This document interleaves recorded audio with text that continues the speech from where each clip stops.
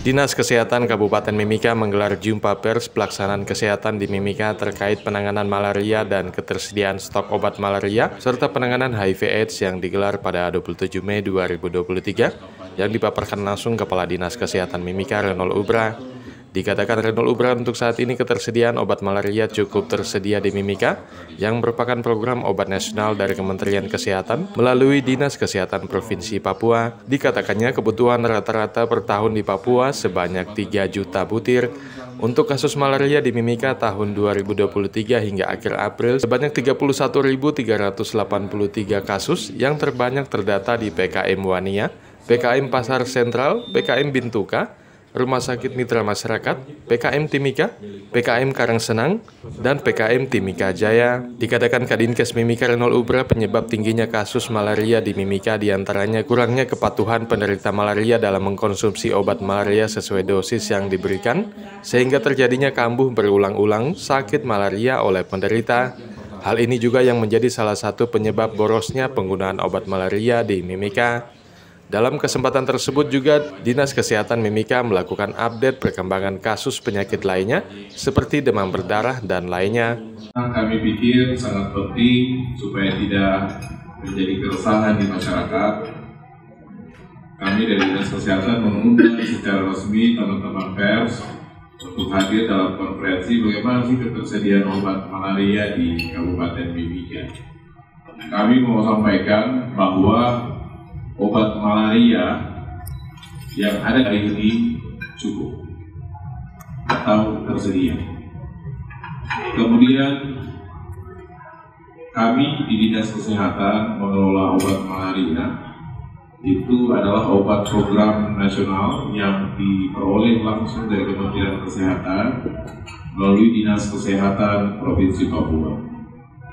Kebutuhan rata-rata per tahun kira-kira lebih kurang 3 juta butir per tahun, dan sampai hari ini kami masih memperoleh.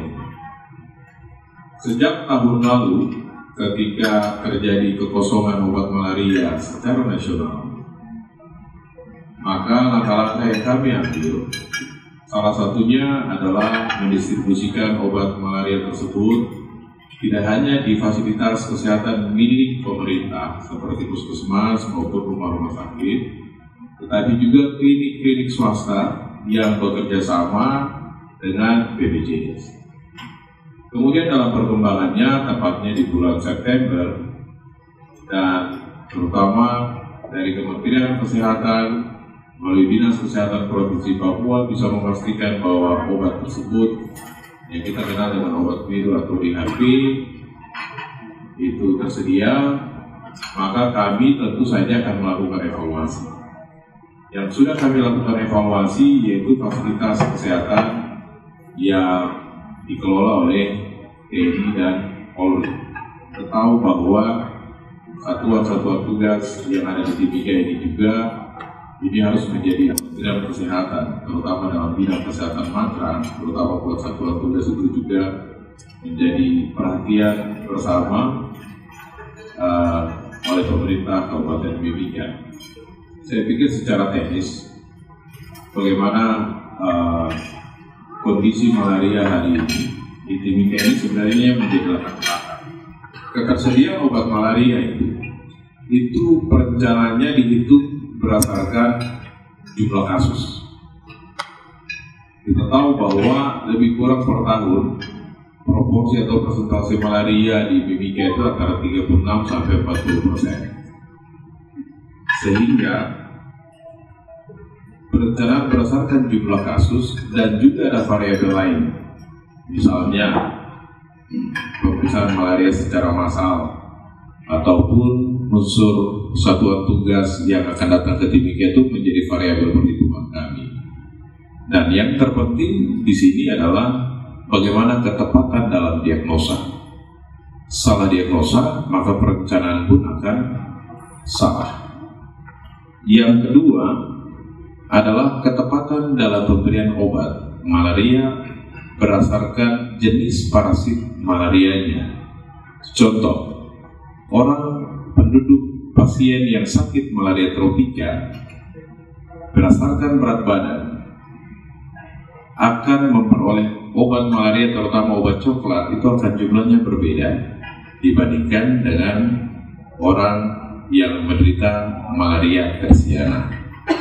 Kita tahu bahwa 70% kasus malaria di Mimika itu turut dipengaruhi oleh pasien yang tidak patuh, dan ini memboroskan obat malaria.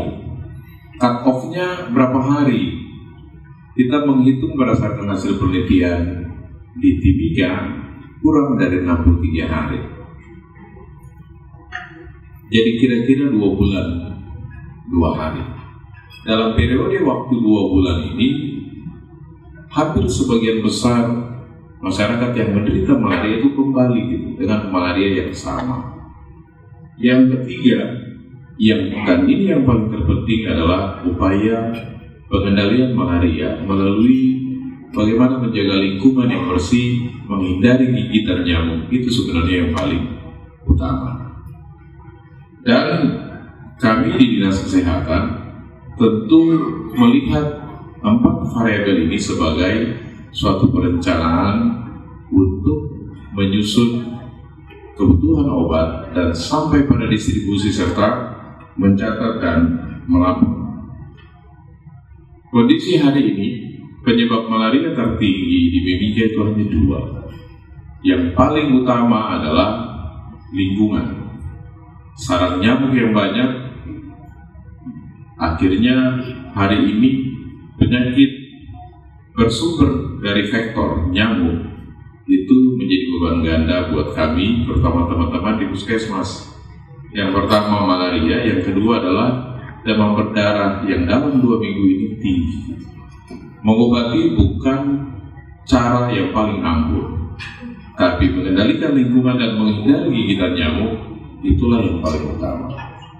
Yang kedua adalah isu kepatuhan pengobatan obat malaria sampai tuntas. Apa yang sudah kami lakukan? Tentu saja yang pertama, melakukan deteksi dan pengobatan sesuai protokol kesehatan. Yang kedua, sebenarnya di seluruh fasilitas, baik itu pemerintah maupun swasta, wajib memberikan edukasi untuk bagaimana pengobatan malaria. Kalau teman-teman di puskesmas, mereka bisa memfollow up, mengikuti pasien yang minum obat sampai tuntas. Sementara di fasilitas kesehatan swasta, ini harus kami evaluasi. Yang ketiga, evaluasi untuk menentukan jenis parasit malaria. Dan yang terakhir, yang terpenting, bagaimana pembiayaannya. Oleh karena itu, memang sudah dalam beberapa bulan terakhir, obat malaria yang ada di instalasi farmasi kabupaten kami fokuskan atau kami prioritaskan di puskesmas, di rumah-rumah sakit, dan juga di satuan TNI Polri. Sementara di klinik swasta, karena obat malaria hari ini sebenarnya tersedia, itu teman-teman di vaskes swasta itu bisa mengadakannya secara mandiri. Karena obat malaria kami ini ada 2. Obat malaria program itu yang namanya Primal, sementara yang patennya namanya DRTEP. Tahun lalu, begitu masalah pembiayaan menjadi kisruh di Timika,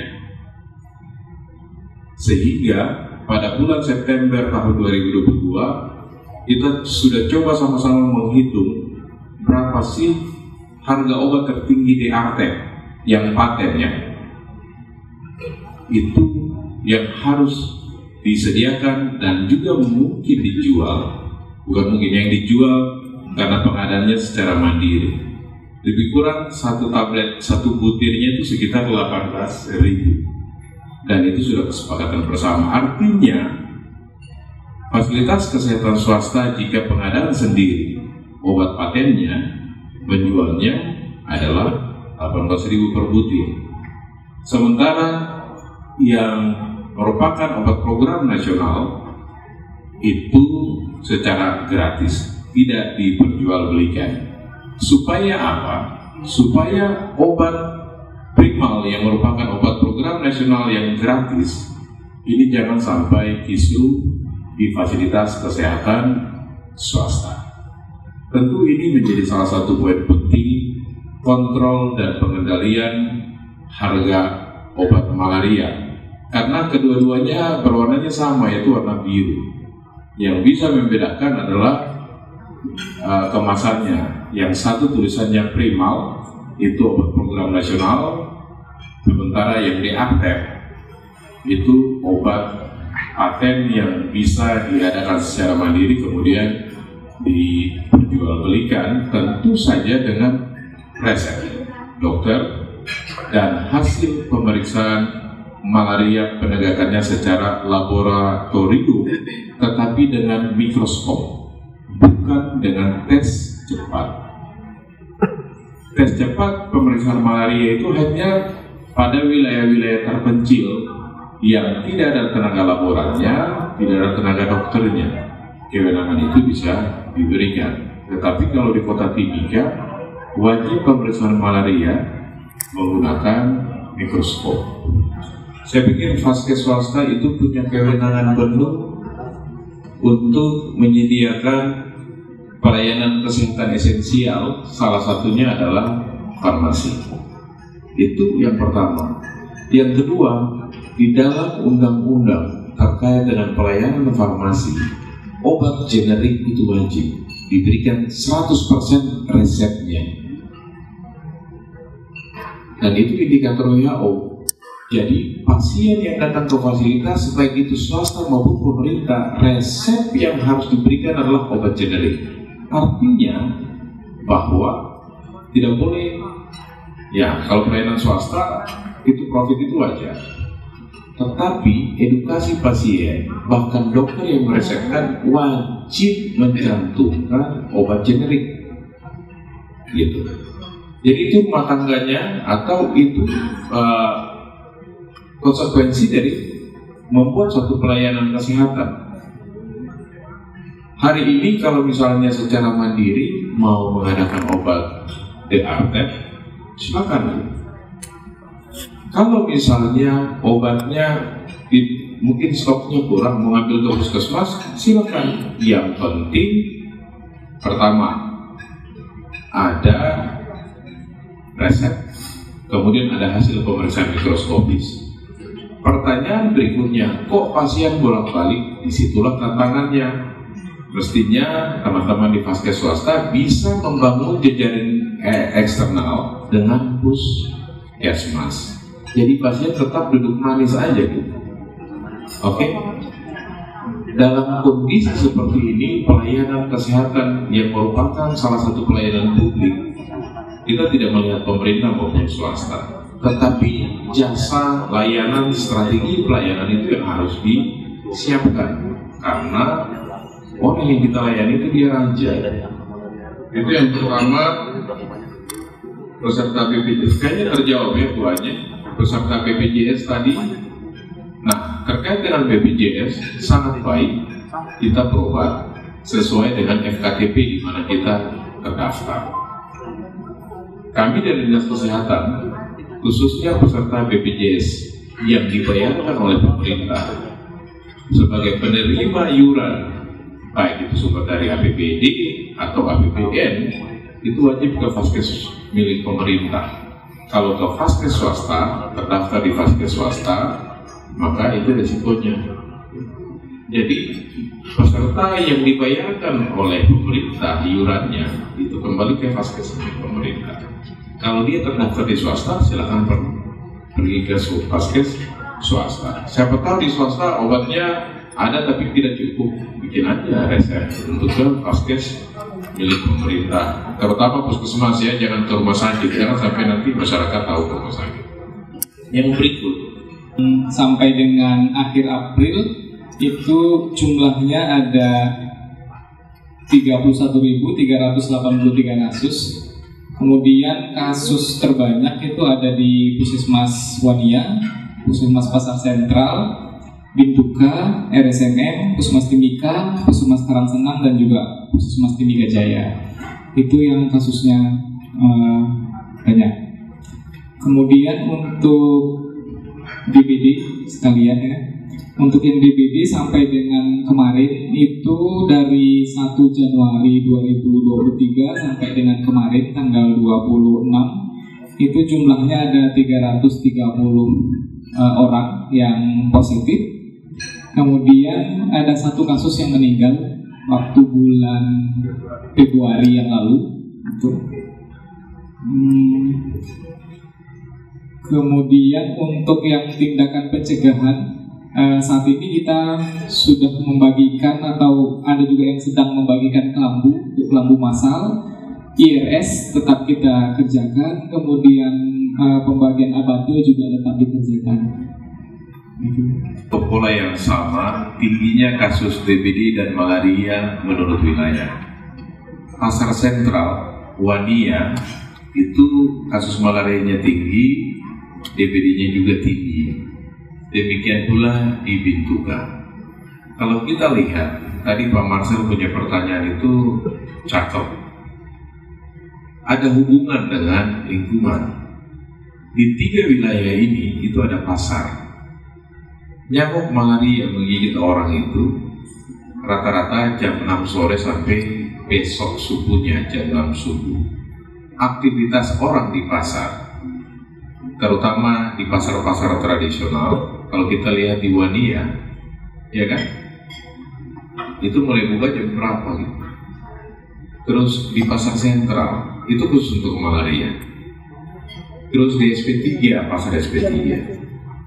Jadi aktivitas, tetapi juga ada lingkungan, wilayah-wilayah pertanian, di mana ada parit, ada apa ya, kubangan 2 km bahkan lebih, itu nyamuk bisa mengakses sampai ke penduduk atau rumah penduduk. Kalau nyamuk malaria menggigit pada malam hari, nyamuk DBD dia menggigitnya itu pagi hari, siang sama subuh. Nyamuk DBD itu ada dalam rumah menggigitnya. Nyamuk malaria ada di luar rumah. Sehingga triknya pengendalian vektor nyamuk di dalam rumah dan di luar rumah harus sama. Jangan kita hanya menyemprot nyamuk di dalam rumah aja gitu. Di luar rumah itu juga harus diselesaikan. Data riset kesehatan dasar Kabupaten Mimika, masyarakat sejumlah 86% melakukan 3M. 3M bukan 3 miliar. M yang pertama menutup, menguras, dan juga mengubur. Tetapi lebih banyak itu hanya di sekitar rumah. Pot-pot bunga, selokan itu tidak diselesaikan. Kemudian yang paling empuk, paling nyata, yaitu tempat-tempat penampungan air. Jentik nyamuk di sana itu lebih dari itu, sudah ribuan. Ini juga harus dipikirkan karena sistem penampungan air kita kebanyakan itu terbuka, ditambah kaleng-kaleng, ban-ban bekas itu harus di-clearkan. Jadi ada aktivitas masyarakat yang mempunyai hubungan dengan waktu nyamuk mencari makan dan juga tempat-tempat perindukan nyamuk. Mudah-mudahan di tanggal 6 Juni ya Pak ya, dan tanggal 7 Juni kami akan merilis menurut kampung di mana tempat reseptif vektor nyamuk yang paling banyak. Tetapi secara keseluruhan angka bebas jentik nyamuk diatur oleh Kementerian Kesehatan itu di dalam satu wilayah tidak boleh lebih dari 5%. Di Mimika rata-rata 75%. Artinya tempat perindukan nyamuk di semua wilayah itu ada. Pengasapan atau fogging yang sudah dilakukan itu hanya untuk membunuh nyamuk dewasa, tetapi tergantung dari kecepatan angin dan juga curah hujan. Kita lihat belakangan ini curah hujan tinggi, angin pun tinggi. Gitu. Jadi sehingga ada kemungkinan nyamuk dewasa tidak akan selesai, tidak akan musnah. Yang kita lupa adalah jentik nyamuk yang ribuan yang ada di dalam, meskipun hanya satu botol begini, tetapi jentik nyamuknya sudah ribuan. Ini yang menjadi penting. Mengenai vaksin COVID booster ya, itu merupakan vaksin COVID yang dosis ketiga dan keempat. Vaksin booster itu ada beberapa yang biasa digunakan, vaksin Pfizer, Moderna, dan Astra. Sejak Januari 2023 itu kosong di provinsi, sehingga di kabupaten pun kosong. Karena di provinsi tidak mendapatkan distribusi juga dari pusat, makanya kosong. Baik. Jadi ketersediaan vaksin untuk COVID-19 itu kami sangat bergantung dari pemerintah pusat. Nah, hari ini kami berterima kasih buat teman-teman media ketika bulan Februari COVID, kemudian masuk di tahun 2021 kita mulai memberikan pelayanan vaksin COVID. Nah, kita sudah bisa melihat itu bagaimana COVID hari ini. Memang ada 1-2 kasus yang ditemukan, tapi semuanya dengan gejala ringan. Artinya herd immunity minimal 70% penduduk yang sudah divaksin. Kalau kita lihat berapa sih yang bukan vaksin dosis pertama di Mimika itu lebih dari 70%. Demikian pula vaksin kedua, booster pertama atau vaksin ketiga maupun booster kedua atau vaksin keempat itu mulai berkurang. Bukan karena kami tidak menyediakan, tapi karena memang regulasinya atau ketersediaan stoknya itu diatur oleh pemerintah pusat. Tapi kita bersyukur bahwa hari ini kita semua bisa lepas maskernya, tetapi jangan kita terbuai dengan kondisi hari ini. Sampai hari ini saya pikir status pandemi belum dicabut, meskipun status PPKM melalui instruksi Menteri Dalam Negeri di tanggal 5 Januari tahun 2023 kemudian sudah ditindaklanjuti melalui surat edaran dari Bapak PLT Bupati Mimika, itu sudah disampaikan. Jadi kita masih boleh berkerumun, tetapi ke fasilitas kesehatan tetap menggunakan masker, mencuci tangan. Hari ini yang sebenarnya kami inginkan adalah penggunaan masker dan cuci tangan, terutama di sekolah-sekolah SD itu harus tetap dilakukan. Karena kita COVID kita bisa kendalikan, tapi hari ini ancaman buat kita adalah TB pada anak. Nah, nanti ke depan kami akan coba berbicara dengan para kepala sekolah, mungkin ada peraturan sekolah yang mengatur penggunaan masker dan juga cuci tangan. Karena ada satu keberhasilan kalau kita lihat di Pulau Jawa, di KRL, di kereta itu wajib melalui peraturan Menteri Perhubungan. Siapa yang tidak pakai masker di dalam kereta atau tidak duduk menjaga jarak tetap dikeluarkan. Sama juga di sarana transportasi udara. HIV, malaria, dan TBC itu ditargetkan pada tahun 2030 itu harus eliminasi. Itu tertuang dalam Sustainable Development Goals atau SDGs atau pembangunan berkelanjutan. Di Timika untuk mendeteksi HIV itu sudah bagus, tetapi sangat baik jika kita tahu berapa sih jumlah kadar HIV-nya di dalam darah. Nah, selama ini dalam hampir 10 tahun terakhir itu dilakukan di RSUD Mimika.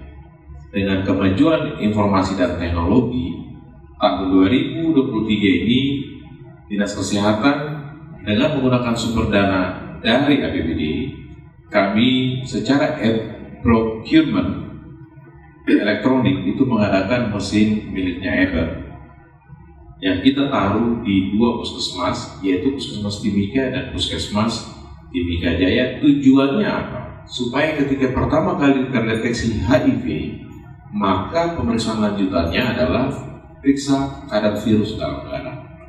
Virus dalam darah ditoleransi itu kurang dari 10.000 kopi. Dr. Yus, kalau saya salah 10.000 kopi ya? 1.000 kopi. Kalau di atas 1.000 kopi maka sudah pasti ada tindakan medis. Dokter akan mengambil langkah apakah minum ARV ataukah mungkin obat lain sebelum ARV. Yang kedua, untuk evaluasi pengobatan bagi pasien HIV yang sudah lama minum ARV, yang selama ini sudah diperiksa di RSUD Mimika, jadi rentan kendalinya kami perpendek, tidak perlu lagi ke RSUD, cukup datang ke puskesmas. Kita berharap minum ARV dalam periode waktu tertentu, virusnya tidak terdeteksi meskipun ada. Jadi kurang dari 1000 itu berarti evaluasi pengobatannya very good. Yang ketiga, kita tahu bahwa misi pertama daripada program eliminasi HIV adalah memutus rantai penularan. Bagaimana bisa mencegah HIV terutama pada ibu hamil supaya tidak terjadi penularan dari ibu ke anak. Ini yang kami lakukan. Pertanyaan berikutnya, pembiayaannya bagaimana? Pembiayaannya tentu saja bahan habis pakai, bahan medis habis pakai, termasuk jasa petugas. Karena 2 puskesmas ini berstatus sebagai Badan Layanan Umum Daerah PPK BLUD, sehingga itu diklaim ke rumah sakit.